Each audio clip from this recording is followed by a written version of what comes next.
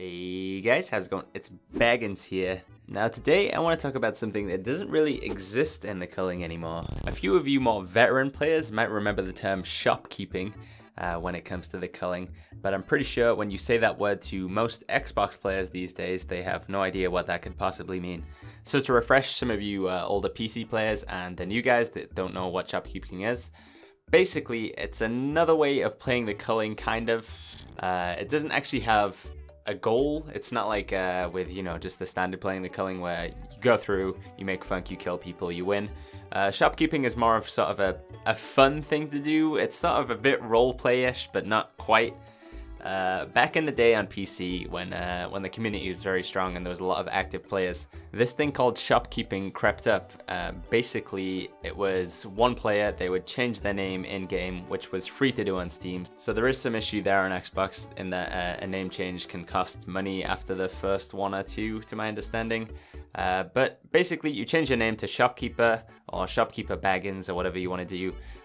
You go into certain points on the map. I'll highlight the two in this video, those two places that you need to go to be a shopkeeper. I mean, there are other points on the map that would work as well, but generally these two are like central enough on the map and they get enough footfall through there that you are actually gonna have some sort of impact, in quotation marks, on the game. So that's the kind of very basic outset of it. You know, you call yourself shopkeeper, you go to a specific point in the map. But what do you do when you get to that point, Baggins? You say, well, basically, the game starts off, you pick up as many items as you can. In order to be a successful shopkeeper, I would recommend running 3 specific perks, that being Regenerator, Trapper, and Backpacker. We'll talk about those as we go through the shopkeeping stages and why those are important. For an airdrop, it doesn't really matter. Maybe one of the cheaper ones, the utility, or, you know, something that the 75 funk airdrops, it's unlikely that you're going to get a chance to call them in, as you'll see why. But if you do want to pick an airdrop, then maybe go for Trapper or something like that. So you spawn in, you're the shopkeeper, you have your backpack on, you run to the nearest building, loot everything you can from there, and then from that point you've got to run hell for leather to the 2 specific points. So if you're on the island, you want to be running to this spot where I am now, which I believe is called the survival station or the medical station. And then on the prison, you want to run to the cafeteria and set up in this spot where you can see on the screen now. And basically use the counters that you see. Now, a quick disclaimer, the counter on the island is bugged. You can't actually chuck items onto it, they just fall through. So what I was doing is I was chucking items onto the ground in front of the counter, but it sets up pretty nicely on the prison. So that's basically your shop window. You know, you've got all your items on the front there, and then you can loot that building that you're actually in as well, if it hasn't already been looted. Put that stuff on the shop window and then just get behind your counter and try and sell your stuff. It is a bit more complex than that. There is a sort of meta game to trying to make trades with people. So the idea is, in an ideal scenario, somebody comes into the store, they see that you're a shopkeeper, they don't immediately try and kill you, which this can happen quite often, just a word of warning, guys.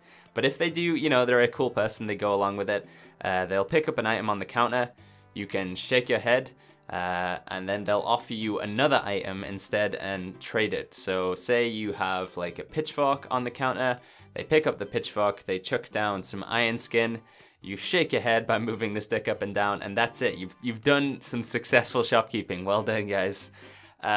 Some tips and tricks to help you be a more successful shopkeeper. You will find that not everybody is going to play along. Some people will kill you, and that's fine because, you know, that's the aim of the game ultimately anyway. To deal with these pesky invaders that go into your staff-only area, I do highly recommend setting up traps on the floor. That's why we're running Trapper. So if you can create some sort of spider web across the doorway or across the entrance to the shop area where you're going to be standing, use snares to do that, put punji sticks on the ground. And then, of course, with your Regenerator, if you do happen to get just a little bit stabbed, which can happen pretty often when you're shopkeeping, Regenerator will help you heal up while you're just, you know, sitting behind the counter and dealing with the customers. Some other tips when it comes to shopkeeping, don't be afraid if you find that you don't have any loot. You can leave the shop floor. It's kind of a bit risky because you might get robbed or somebody else will, you know, steal your shopkeeping point. But sometimes it's worth it to run to another building just to have even more stuff on the counter, because, you know, a shop with a lot of items is obviously just a great shop. That's basically how shopkeeping is rated on the Culling, on how much stuff you have. So I did a couple games today on the Xbox offline, and some people did actually play along. Some people tried killing me. One guy tried to hit me with a blowgun, but he wasn't quite sure what was going on. But for the most part, we got some pretty good spots. When it comes to the end game, and it's just you and one other person alive, it's kind of up to you what you do.